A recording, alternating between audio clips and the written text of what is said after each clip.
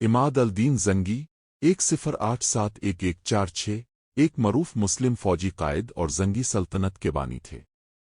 वो सल्जूकी हुक्मरान सुल्तान महमूद बिन मोहम्मद बिन मुकशा के वफादार जनरल थे। इमाद अल-दीन जंगी ने अपने दौर में सलीबी जंगों के दौरान मुस्लिम इलाकों को ईसाइयों से वागुजार करने में नुमायां किरदार अदा किया। जिंदगी का पस मंजर। इमाद अल-दीन जंगी 1087 में पैदा हुए। उनके वालिद कसीम अल-दीन एक सुनकर अल-हाजिब सल्जूकी सुल्तान मुकशा के दरबारी थे। इमाद अल-दीन ने बचपन से ही फौजी तरबियत हासिल की और बाद में मुख्तलिफ जंगी महाजों पर अपनी सलाहियतों का लोहा मनवाया। हुकूमत का क़याम। इमाद अल-दीन जंगी ने 1127 में मूसल पर कब्जा करके अपनी सल्तनत की बुनियाद रखी। बाद अज़ा उन्होंने हलब और हमा पर भी कब्जा कर लिया, जिससे उनकी सल्तनत को मज़ीद वसअत मिली। उन्होंने अपनी सल्तनत को मजबूत बनाने के लिए मुख्तलिफ ईसाई क़लों पर हमले किए और कामयाबी हासिल की। सलीबी जंगों में किरदार। इमाद अल-दीन जंगी का सबसे बड़ा कारनामा 1144 में एडेसा पर कब्जा था, जो सलीबी रियासतों में से एक था। ये फतह मुसलमानों के लिए बहुत अहमियत की हामिल थी, क्योंकि ये पहली बड़ी फतह थी जो सलीबी जंगों के दौरान मुसलमानों को हासिल हुई। इमाद अल-दीन जंगी की ज़िंदगी और कारनामे इस्लामी तारीख़ में अहम मकाम रखते हैं और उन्हें एक बहादुर और काबिल फ़ौजी कायद के तौर पर याद किया जाता है। इमाद अल-दीन जंगी की सबसे बड़ी सलीबी जंग 1144 में एडेसा पर कब्जा थी। एडिसा की रियासत पहली सलीबी जंग के दौरान कायम की गई थी और ये सलीबियों के कब्जे में सबसे मशरक़ी रियासत थी। इस जंग और फतह ने इस्लामी दुनिया में बड़ी अहमियत हासिल की। एडिसा की फतह। एडिसा पर कब्जा की कहानी कुछ यूं है। 1. तैयारी। इमाद अल-दीन जंगी ने अपनी फ़ौज को मुनज़्ज़म किया और एडिसा की रियासत पर हमले की तैयारी की। उन्होंने मूसल और हलब से फ़ौजी कुमक हासिल की। 2. हमला। 1144 के आखिर में जंगी ने एडिसा की तरफ पेशकदमी की और शहर का मुहासरा कर लिया।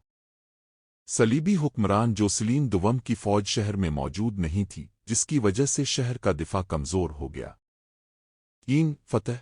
मुहासरे के कुछ ही अरसे बाद इमाद अल-दीन जंगी की फ़ौज शहर में दाखिल होने में कामयाब हो गई। 24 दिसंबर 1144 को एडिसा पर कब्जा मुकम्मल हुआ। ये फतह मुसलमानों के लिए एक बड़ी कामयाबी थी और सलीबियों के लिए एक बड़ा धचका। फतह के नताइज। एडिसा की फतह ने मुसलमानों के हौसले बुलंद किए और सलीबियों के लिए खतरा पैदा कर दिया।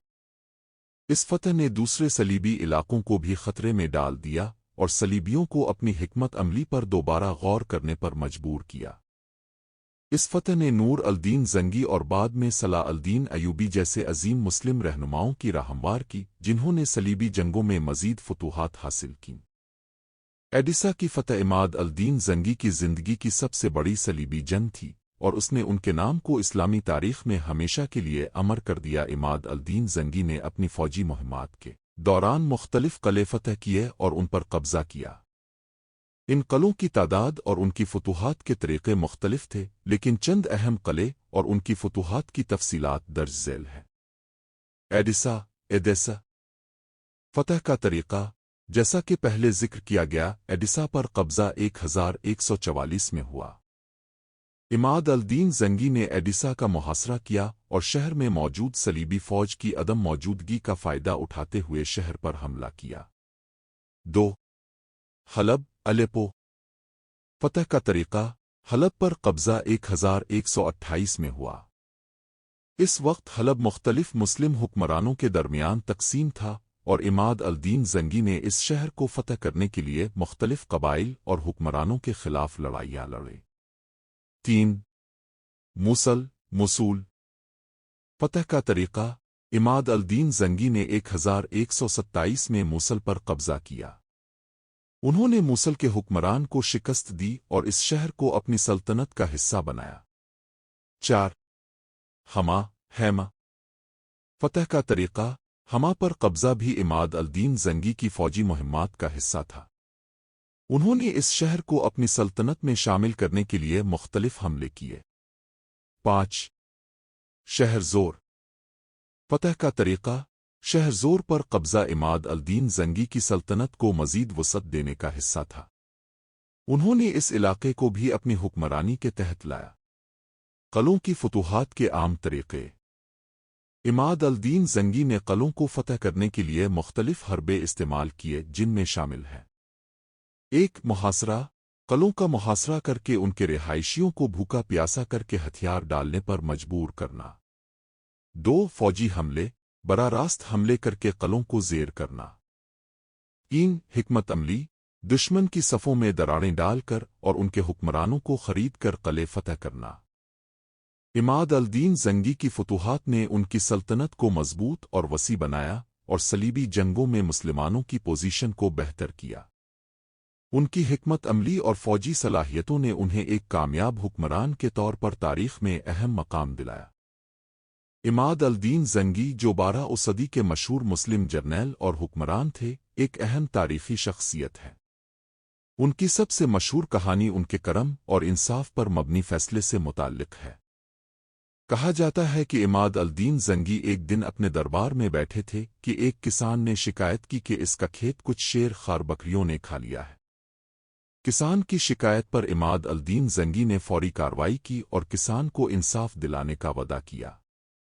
انہوں نے کسان کی درخواست پر مداخلت کی اور کسان کی شکایت پر تحقیق کرنے کے بعد بکریوں کو کسان کے حوالے کر دیا۔ عماد الدین زنگی کی یہ کہانی ان کے انصاف پسند اور رحمدل ہونے کی عکاسی کرتی ہے اور انہیں مسلمانوں میں ایک عظیم اور منصف حکمران کے طور پر جانا جاتا ہے۔ عماد الدین زنگی کی فتوحات نے ان کی سلطنت کو مضبوط اور وسیع بنایا اور صلیبی جنگوں میں مسلمانوں کی پوزیشن کو بہتر کیا۔ ان کی حکمت عملی اور فوجی صلاحیتوں نے انہیں ایک کامیاب حکمران کے طور پر تاریخ میں اہم مقام دلایا۔ عماد الدین زنگی، جو کہ زنگی سلطنت کے بانی تھے، نے اپنے اقتدار کے دوران کئی اہم اقدامات کیے۔ ان کے کچھ اہم اقدامات درج ذیل ہیں۔ 1 فوجی تنظیم۔ عماد الدین زنگی نے اپنی فوج کو منظم کیا اور اسے مضبوط بنایا۔ انہوں نے اپنی فوج میں نظم و ضبط اور پیشہ ورانہ صلاحیتوں پر زور دیا۔ 2 مقامی حکمرانی کا استحکام۔